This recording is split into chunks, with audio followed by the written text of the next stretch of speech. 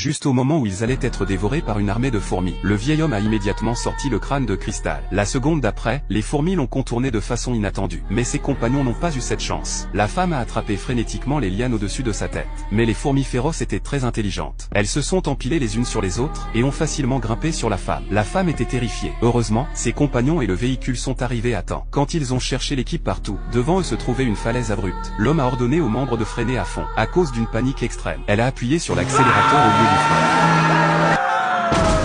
La voiture est tombée tout droit dans le ravin. Mais contre toute attente, ils ont découvert la légendaire Cité d'Or. Selon la légende, si tu rends le crâne de cristal à son propriétaire, tu recevras la bénédiction des anciens dieux. Et tu obtiendras richesse et pouvoir sans fin. Ils entrèrent ensemble dans la Cité d'Or. Les trésors étranges dans la grotte ont choqué tout le monde. À ce moment-là, le vieil homme semblait avoir découvert quelque chose. Elle a levé le crâne de cristal devant une grande porte. Et elle l'a placé au centre de la porte. La gigantesque porte a réagi instantanément.